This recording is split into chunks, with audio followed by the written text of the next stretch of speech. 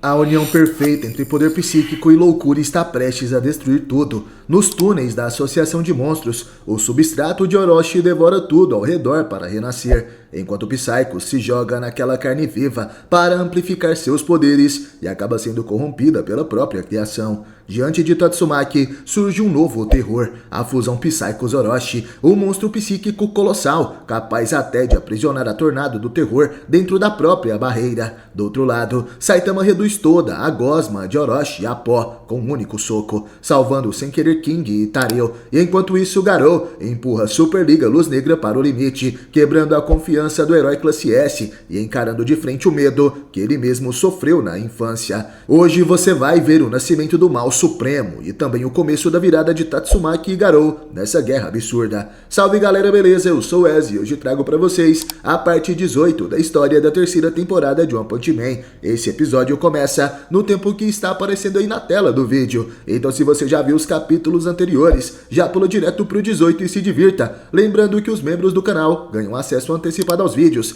Clique em Seja Membro aqui embaixo e garanta sua vaga ao preço de um refri. Recado dado, se inscreva no canal, ative o sininho e bora pra história.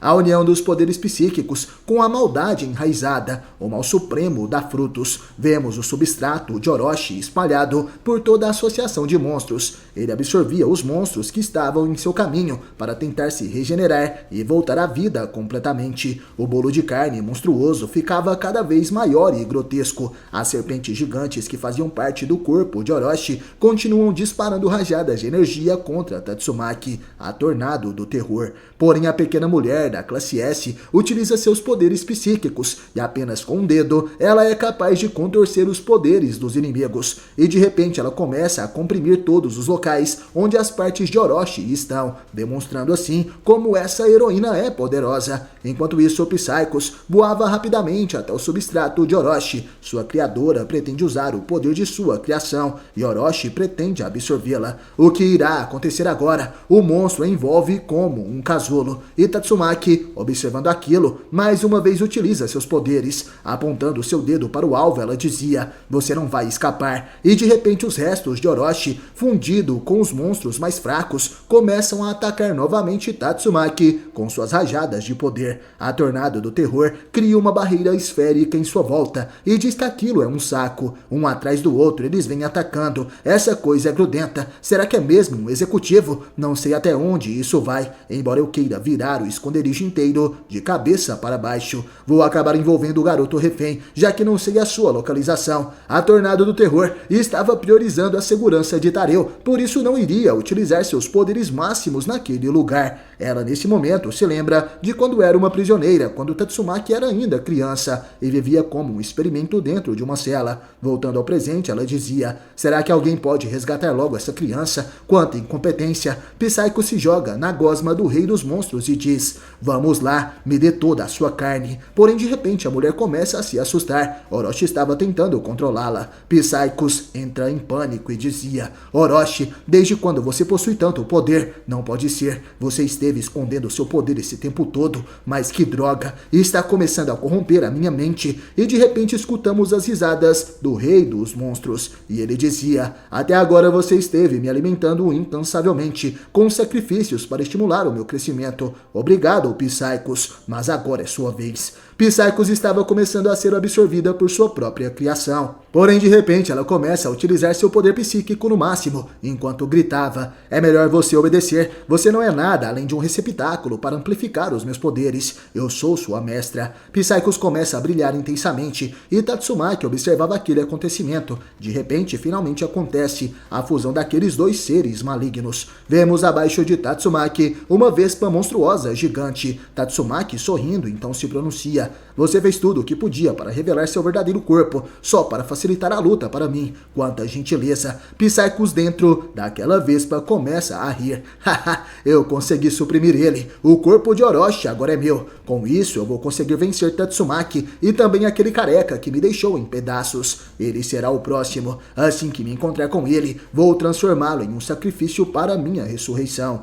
Naquela hora podemos ver que a mente de Psychos realmente foi totalmente corrompida pela de Orochi. Nessa hora, suas serpentes que ainda restavam começam a atacar Tatsumaki novamente, porém a Tornado do Terror consegue se defender facilmente. Esse tipo de ataque não funciona mais contra ela. Tatsumaki seriamente começa a utilizar seus poderes psíquicos para atingir então Psychos. Porém a Psychos Vespa consegue fazer uma barreira para se proteger. Aquele era o choque de dois poderes psíquicos extremamente poderosos. O impacto era bem forte. Tatsumaki percebe que o inimigo estava mais rígido. A Vespa monstruosa mira suas lanças contra a nossa heroína. Uma intensa energia mental é sobreposta entre as duas lanças. E Tatsumaki tenta conter aquilo, ela dizia. Sua tola ainda acha que essa manipulação gravitacional teria algum efeito em mim. De repente a Tornado do Terror fica surpresa, já que à sua frente começa a surgir a aparência da nova Psychos. A Vespa agora estava gigantesca, sendo metade uma mulher monstruosa e a outra metade uma Vespa. Ela com suas mãos segura Tatsumaki dentro de seu casulo de proteção e dizia: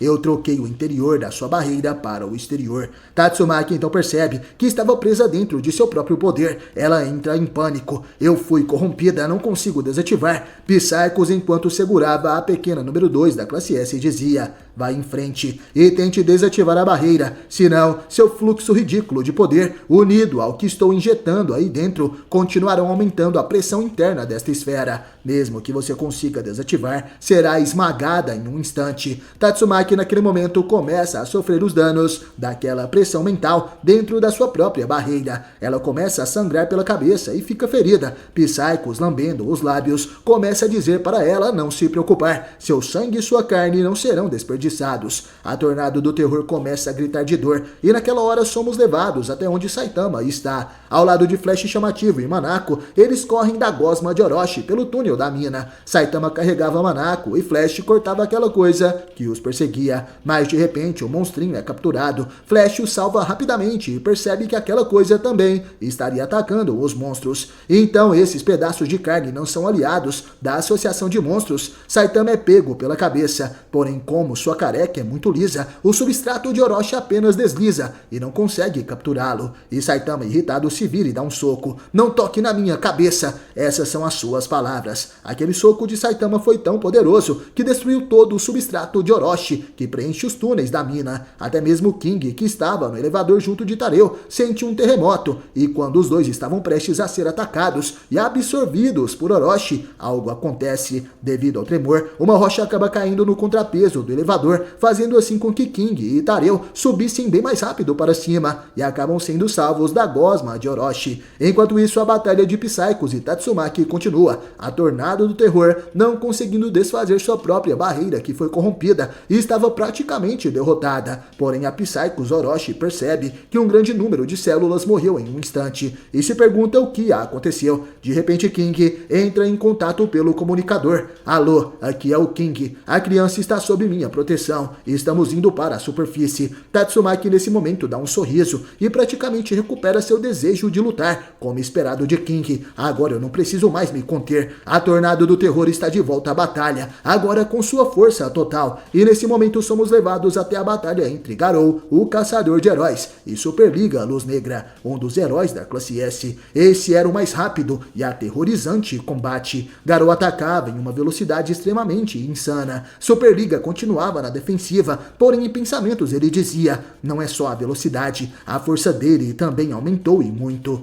O herói tenta contra-atacar com um poderoso soco, mas Garou estava muito mais rápido e apenas se esquiva facilmente, e ainda ataca o corpo do Brilho Negro, um golpe tão poderoso que desarma a postura do herói. O impacto quebra a parede que estava atrás dele, e Superliga é lançado para trás. Ele cai no chão cuspindo sangue, e em meio àquela poeira, o herói tenta se levantar novamente. Ele percebe que Garou utilizou como um degrau para então melhorar suas habilidades. O caçador de heróis então se pronuncia novamente e o pergunta: o que foi, Brilho Negro? Você não é um herói? Não veio aqui para acabar com a minha brincadeira de ser um monstro? Então eu ainda estou bem aqui. Superliga Luz Negra, de joelho suava frio. Ele observa Garou e então sente medo. Está gostando do vídeo? Então deixe seu like. Nesse momento o herói de classe S começa a lembrar de seu passado. Quando criança ele era ruim nos esportes. Por conta conta do seu corpo que era muito frágil, sejam em competições ou qualquer coisa relacionada a esportes, ele sempre perdia. Ele nunca desenvolveu uma autoestima, então viveu a infância assim. Quando completou seus 15 anos, implorou para seus pais que eles comprassem de presente aqueles pesos de academia, mais precisamente halteres de 3 quilos. Daí em diante, ele se exercitou todos os dias. O peso dos halteres gradualmente aumentou para 5 quilos e depois para 10 quilos. E anos depois, ele já era capaz de levantar um halter de 50 quilos, apenas com um braço.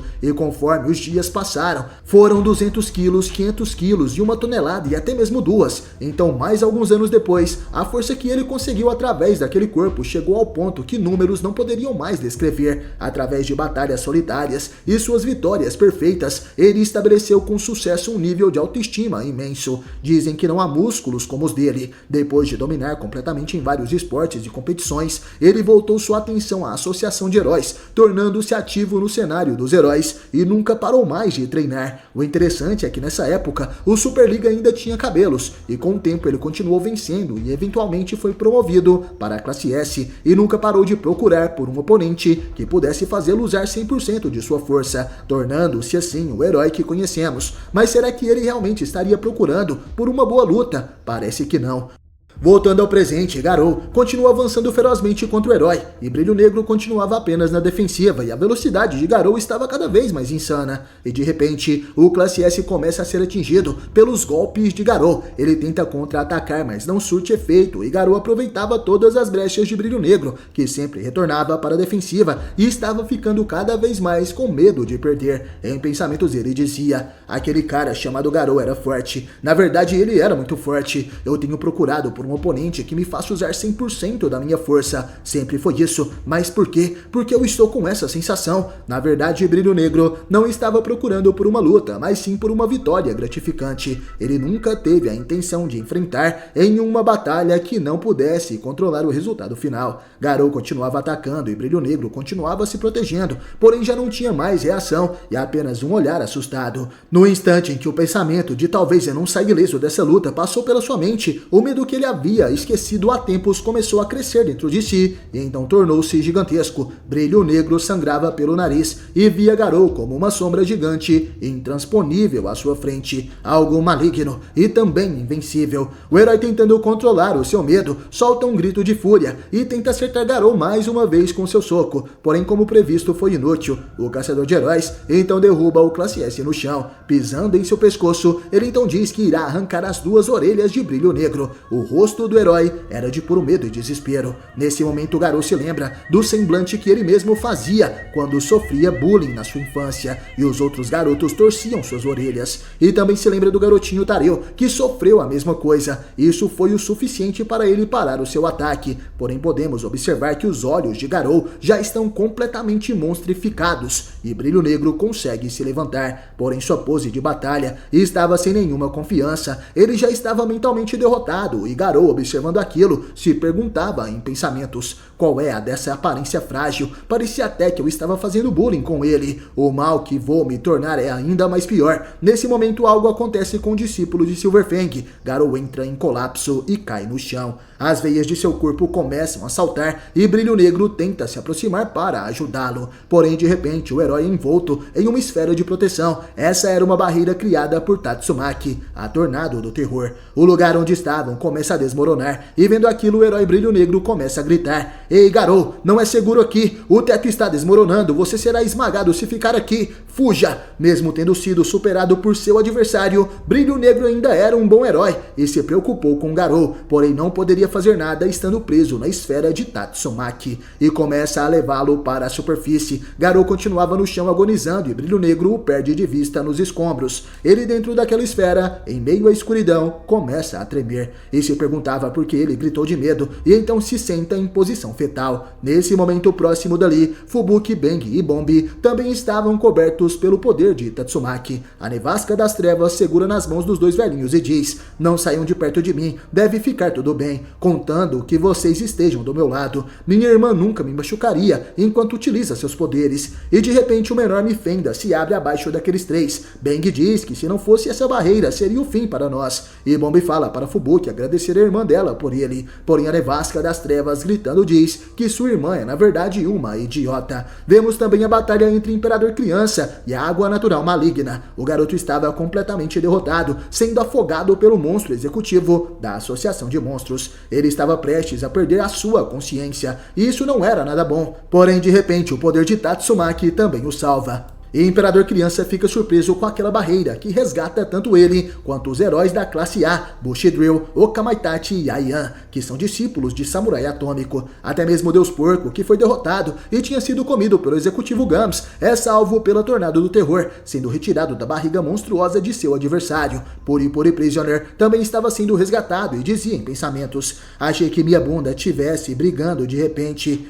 Mas parece que eu estou envolvido pelo abraço caloroso do amor. Não sei o que está acontecendo, mas vou chamar de aura do anjo. De repente, Puri fica surpreso, porque a esfera começa a flutuar com ele, dizendo que aquela seria a flutuação do anjo. Até mesmo Máscara Doce é resgatado, sendo salvo de seu combate contra o executivo da Associação de Monstros, o Forrer Feio. O herói número 1 da classe A estava tampando seus próprios olhos de medo e gritava dizendo que estava tonto e seu corpo parecia mais leve. Em outro local, uma esfera se faz na frente do executivo dos monstros, o Imperador Mendigo, e ele dizia: uma esfera de energia surgiu do nada e não tem nada dentro dela. De repente percebemos que atrás do vilão estava o corpo carbonizado de homem zumbi. Ele dizia em pensamentos: Tatsumaki, ela está tentando me ajudar. Os pedaços rasgados da minha roupa estão dentro daquela esfera. O dispositivo que o Imperador Criança me deu estava no bolso. Acho que é assim que ela está descobrindo as nossas localizações. Droga, se eu soubesse disso, teria colocado o dispositivo dentro do meu crânio. Em outro local, vemos o dispositivo que Flash Chamativo perdeu, sendo resgatado pelo poder de Tatsumaki. E mais ao fundo do covil dos monstros, somos levados até onde Saitama, Flash e Manako estão. Eles sentem aquele tremor, e Flash pergunta se aqueles pedaços de carne recuaram porque sentiram esse tremor também. Porém, de repente, uma grande rocha cai sobre eles. Flash grita para se abaixarem e pula para salvá-los. Manako vê a sua morte diante de seus olhos. A batalha entre Samurai Atômico e Esperma Negro continua. O herói estava caído no chão e o vilão parte para cima para atacá-lo. Porém, quando estava prestes a acertá-lo, a esfera protetora de Tatsumaki cobre o samurai, o salvando de seu destino final. O herói classe S então começa a ser puxado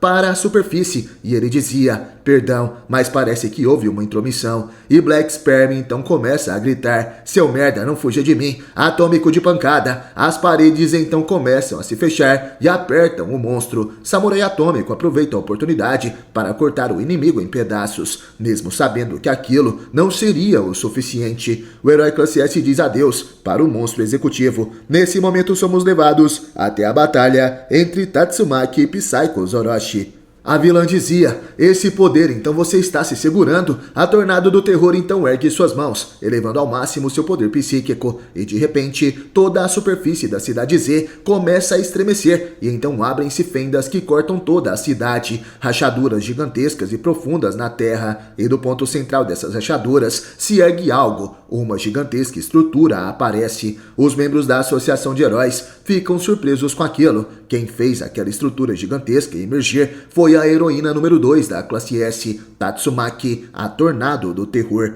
Esse era o seu verdadeiro poder. Ela trouxe para a superfície todo o esconderijo subterrâneo da Associação de Monstros. E nesse momento vemos King junto de Tareu, dentro do elevador, protegidos pelo poder da Tornado. O herói percebe que os tremores pararam e se pergunta que luz estranha seria aquela que estava os envolvendo. Tareu dizia que era incrível. Essa deve ser a forma super do King, que tanto ouvi falar rumores. Uma parte da parede se quebra e King fica assustado. Mas o que é isso? Eles estavam em um lugar extremamente alto e de repente a corda do elevador arrebenta e os dois despencam em alta velocidade. King e Tareu gritavam, porém o garoto percebe um freio de segurança. King aciona o freio com toda a sua força, enquanto gritava para aquilo parar. A queda do elevador acaba sendo amortecida, e então tanto King quanto Tareu conseguem finalmente sair em segurança pela superfície. E de cara, ele já se encontra com o ciborgue demoníaco Genos, que perguntava: Ei King, o que está acontecendo? Onde está o mestre Saitama? Ele deveria ter entrado na batalha. King responde que não fazia ideia de onde Saitama estaria, ou se Fubuki e os outros estavam a salvo também. E nesse momento, eles são cercados pelos substratos de Orochi, que clamavam por sangue. King perguntava o que seria aquela coisa grudenta o cercando, e Genos rapidamente aciona seu braço esquerdo com vários canhões, que disparam rajadas de energia naquelas coisas, pulverizando todos em um piscar de olhos. Genos então olha para cima daquela construção enorme e diz em pensamentos: eu estou sinalizando uma quantidade enorme de força vital no topo da elevação. Nesse momento vemos que um prédio se encontrava no topo daquele lugar. Será que esse é o tão falado prédio de Saitama? Pois bem galera, se for ele, vai ficar muito bravo, já que ele foi cortado em pedaços, e Tatsumaki sai voando dali de dentro. De repente, o topo da elevação começa a ser destruído por um raio intensamente forte, e Tatsumaki, sobrevoando os arredores, esperava por seu inimigo. A poderosa vilã Psycho Orochi então finalmente surge com sua forma gigantesca e monstruosa. Ela começa a rir e então se pronuncia: é hora de terminarmos isso de uma vez por todas. E Tatsumaki se prepara para a batalha novamente. Enquanto isso, Saitama estava soterrado no escuro, com um ninja da classe S, Flash chamativo, e o monstrinho que estava guiando eles pela associação. Nessa hora, somos levados até um hospital, onde Bastão de Metal estava internado, se recuperando de seus ferimentos. Ele assistia a TV com a sua irmãzinha e estava sendo transmitida a seguinte notícia no jornal: uma calamidade está ocorrendo na Cidade Z, o lugar onde os rumores diziam ser a base de operações da Associação de Monstros. Agora mesmo, sirenes emergenciais foram ativadas em toda a Cidade Z, assim como nas regiões vizinhas. De acordo com a Associação de Heróis, os Classe S foram enviados para lidar com a situação, embora a situação no local ainda seja incerta. Baseada nas observações até aqui, a única coisa que podemos fazer seria rezar. Bastão de Metal sorrateiramente pega sua mochila embaixo da cama e, sem que sua irmã perceba, joga suas ferramentas de batalha pela janela. A menina estava com medo e diz que os tremores da Cidade Z chegaram até ali. Irmão, os heróis vão mesmo vencer, não vão? Metal Bat, com um sorriso no rosto, fala para ela não se preocupar, os heróis não vão perder. E nesse momento, o Classe S se levanta e sua irmã pergunta até onde ele iria. Bastão de Metal mente, dizendo que vai ao banheiro, porém na verdade, ele foi pegar sua mochila que jogou pela janela. Lá estava seu bastão e suas roupas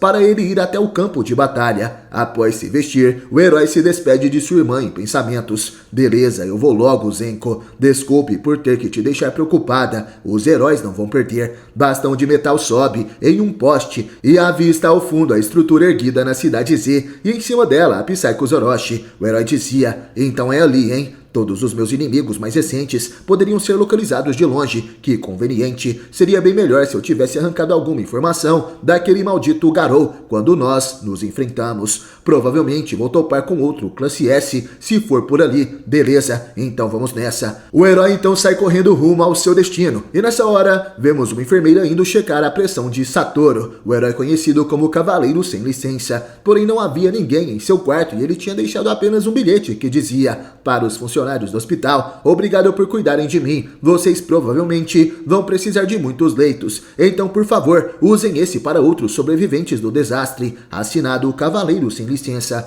Nessa hora vemos o herói já vestido seu uniforme e pegando sua bicicleta no estacionamento. Porém, de repente alguém diz: ei, você está indo para lá? Vai fazer besteira de novo? Aquele era o grande herói da Classe S, o mestre de regata. Ele pergunta o que o ciclista sem licença irá fazer com seu corpo todo machucado. E o herói de classe baixa então responde: embora eu não seja muito útil para exterminar os monstros, ainda há civis esperando por ajuda na Cidade Z. E nesse momento, o Tank Top Master, o mestre de regata, faz um pedido: então me deixe te ajudar. O jeito com que a Tatsumaki e o Cavaleiro de Metal lidam com os escombros me fazem perceber a diferença entre nós. Logo vou recomeçar meu treinamento do zero. Ainda não estou totalmente recuperado, mas prestar ajuda permitiria o brilho de um novo lado da minha regatice. Cavaleiro Sem Licença se perguntava o que regatice era, e o mestre mestre Regata explica: o que eu quero dizer é que ainda tenho muito trabalho para fazer. Além disso, precisamos de mais leitos disponíveis. E o ciclista sem licença então responde: é um alívio você vir comigo. Perto de um classe S, não sou nada além de um extra. Porém, Tank Top Master nesse momento dizia: não se menospreze assim. Você já está vestindo uma regata dentro do seu coração. Logo, já é um ótimo regateiro. A classificação dos heróis não significa nada além de decorações, em comparação ao fato de alguém que está ou não vestindo uma regata de verdade. Cavaleiro sem licença sorri. Ele diz que não entendeu muito bem, mas sente que tem a sua aprovação. Então, obrigado, eu vou acelerar. Modo de pedalada em pé, renascido da justiça. Está gostando do vídeo? Então deixe seu like.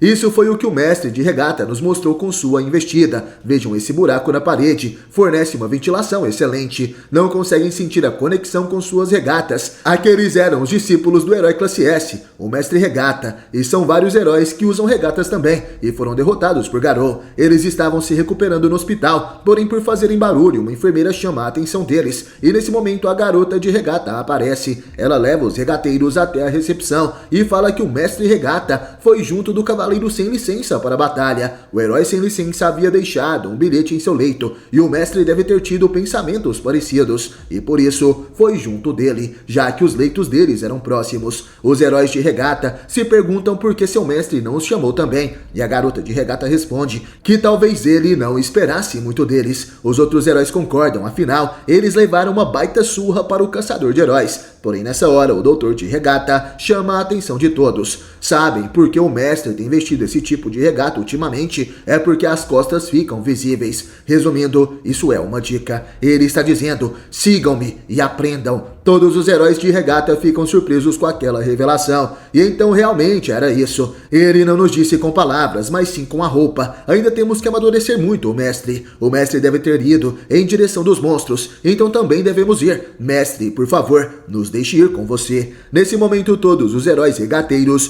correm para a saída do hospital. E eles vão seguir os passos de seu mestre. Um herói de classe B que estava em recuperação no hospital contava essa história para o outro paciente que responde: eu achava que aqueles regateiros eram apenas alguns marginais, não sabia que eles possuíam tanta força de vontade. Enquanto isso, olha só pra gente, aqueles que estavam naquele quarto de hospital eram os heróis de classe B que compunham o grupo Fubuki, inspirados pelos regateiros. Eles também decidem se arrumar e ir para a batalha. Vestindo seus ternos, eles diziam: droga, a gente não pode ficar atrás dos regateiros, vamos mostrar para eles a determinação dos heróis da classe B, escolhidos por esses ternos pretos. Uma das heroínas do grupo não conseguia falar com a líder Fubuki. Ela deve estar lutando. Se a gente se dividir e começar a ajudar, em algum momento vamos encontrá-la. Nesse momento vemos alguns heróis de classe mais alta que também estavam no hospital. Eles ficam sabendo que o cavaleiro sem licença, os regateiros e o grupo Fubuki partiram para a batalha, e por isso não poderiam ficar ali parados, e também vão em direção da batalha. Os lutadores que participaram do torneio também estavam ali no hospital. Eles vestem suas roupas e dizem que possuem a determinação dos artistas marciais, porém de repente se lembram do executivo da Associação de Monstros, chamado Gouketsu, e tremem ao imaginar que haveriam adversários como aquele no campo de batalha. De repente, naquele momento, Suiryu chega no local. Ele odeia admitir, mas ainda não seria a hora certa para os lutadores agirem. Lin Lin, com as suas armas, questiona o lutador: mas nós podemos lutar tão bem quanto aqueles heróis, ou até mesmo melhor. Suiryu então a responde: você trouxe umas coisas bem perigosas para o hospital. O Shourinken é uma arte marcial silenciosa, com a calma interior. Os sinos não fazem barulho, certo? Mas agora, eles não param de bater faz muito tempo. O valor de um herói está na sua determinação, na sua força interior, o espírito de determinação que os motiva a ajudar os outros sem hesitar, mesmo que estejam em seu limite ou em um extremo perigo. No nosso estado atual, vamos acabar sendo um peso em algum momento crítico. Devemos treinar mais e nos tornarmos mais fortes, física e mentalmente. Eu quero me tornar um herói. Os outros lutadores, ouvindo aquelas palavras de Suiryu, ficam surpresos. Seu verdadeiro objetivo agora era se tornar um herói. E enquanto isso, na cidade Z, Tatsumaki havia erguido da terra o gigantesco esconderijo dos monstros. E nesse momento, Saitama estava preso no subsolo, com Flash chamativo e Manako. O capa careca diz que não estava conseguindo ver nada naquele escuro. E Manako, com medo, dizia em pensamentos: se o caminho para o rei dos monstros foi bloqueado, então quer dizer que esse herói herói não vai mais precisar de um guia. O monstro acreditava que Saitama iria matá-lo com apenas um soco, e por isso aproveita que o herói não poderia ver no escuro e pega uma rocha. Essa era a sua chance. Manako irá esmagar Saitama pelas costas. Porém, na hora que Manako ergue a rocha, quem estava soterrado ali embaixo era o ninja da classe S, o Flash Flash. Ele perguntava se estava tudo bem por aí, e Manako, ao se assustar, ativa a habilidade Farol em seu olho. E Saitama então percebe que Flash ainda estava por ali. Porém, o que realmente deixa ele surpreso é que o olho do monstro guia podia iluminar. Manako percebe que seu olho se acendeu depois que se assustou, e Flash diz que, ao que parece, o monstro vale alguma coisa, apesar da situação ter piorado bastante. Saitama concorda e o ninja da classe S continuava: acho que os outros heróis devem ter ficado encurralados por conta desse desabamento enorme. Devemos voltar para a luta o mais rápido possível. Saitama fala para o Flash sair logo daquele buraco, porém o ninja revela que estaria encurralado de um jeito ainda pior. Se me mexer, as coisas podem acabar desabando de um jeito imprevisível. Eu já poderia ter escapado tranquilamente em circunstâncias normais. Você se importaria de remover essas pedras ao meu redor?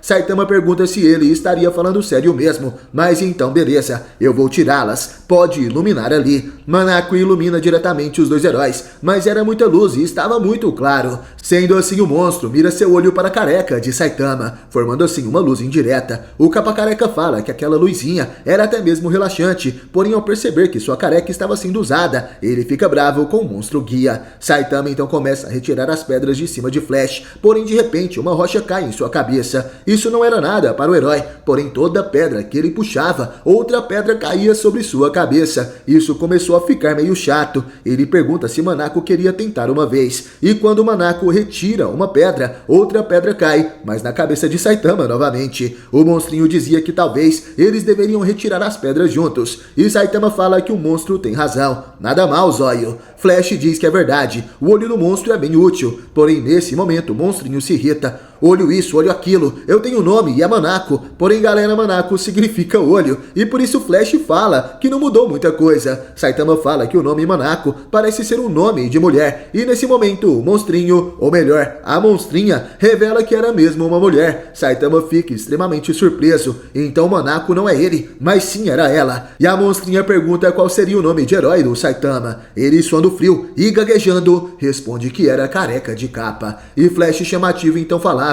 mas o que? Careca de Capa? Que falta de criatividade, hein? E em pensamentos, a Manako dizia que, ao seu ver, o nome Flash Flash também não era tão bom assim. É como se fosse osso quebrado, fraturado ou algo do tipo. Com raiva, Saitama coloca uma pedra gigante na cara de Flash, que dizia para não ser enterrado novamente. O Careca de Capa, naquele momento, então revela: meu nome é Saitama. É um prazer te conhecer, Manako. Ao que parece, uma linda amizade entre uma monstrinha e um herói começa a nascer. Saitama e Manako agora se tornaram amigos. Não perca o próximo episódio de One Punch Man, terceira temporada aqui no canal. E até o próximo vídeo.